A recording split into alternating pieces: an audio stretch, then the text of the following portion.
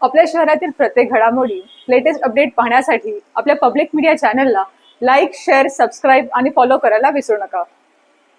समाजाच्या पाण्यामध्ये सारे किडे चालू राहिले कसे काय प्या मी नाही तर मग तिच्यात जहर टाकून द्या, आम्ही मरून जाऊ सगळे तानाजीनगरचे। रोज पाण्यासाठी वणवण कराव्या लागणाऱ्या उल्हासनगरच्या तानाजीनगर परिसरातील नागरिकांचा हा आक्रोश आहे। प्रशासन आमच्याकडे लक्ष देत नाही, तर आम्हाला सामूहिक आत्मदहन किंवा आत्महत्या करावी लागेल, त्यावेळेस प्रशासन आमच्याकडे लक्ष देईल का, असा देखील सवाल या नागरिकांकडून उपस्थित केला जातोय। नेमकं महानगरपालिकेचा हा काय गोड बंगाल आणि महानगरपालिकेच्या अधिकारी वर्गाची या वस्तीतल्या नागरिकांशी काय दुश्मनी आहे, हा प्रश्न आम्हाला पडलेला आहे। वेळोवेळी सर्व प्रकारचे प्रयत्न करून देखील पाणी मिळत नसेल तर शेवटी आता या वस्तीतल्या नागरिकांना सामूहिकरित्या आत्मदहन करावे की आत्महत्या करावी, जेव्हा या अधिकाऱ्यांना आमचे प्रश्न समजतील असा प्रश्न आमच्या समोर निर्माण झालेले आहेत। उल्हासनगरच्या तानाजीनगर परिसरात गेल्या अनेक वर्षांपासून भीषण पाणी टंचाई आहे।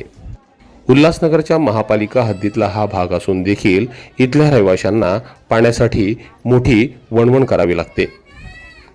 काही रहिवाशांवर तर घरात खड्डे खोदून नाल्यातील पाझरणारं पाणी वापरण्याची वेळ आली आहे। महापालिका निवडणुका असताना त्या काळात या ठिकाणी काही दिवस नियमितपणे पाणी पुरवठा केला गेला, मात्र निवडणुका संपताच आमच्याकडे लक्ष द्यायला कोणाला वेळ नाही। पिण्याच्या पाण्यासाठी दररोज पाणी विकत आणावं लागतं।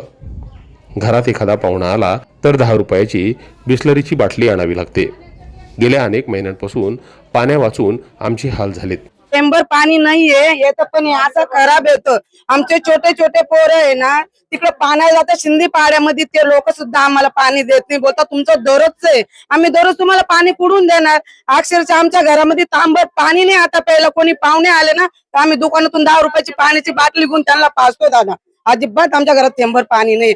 महापालिका असणाऱ्या या नागरिकांवर पाण्यासाठी ही वेळ येत असेल तर या महापालिकेपेक्षा ग्रामीण भागातील ग्रामपंचायती तरी बऱ्या, असं म्हटलं तर ते वावगं ठरणार नाही। Public media bureau report.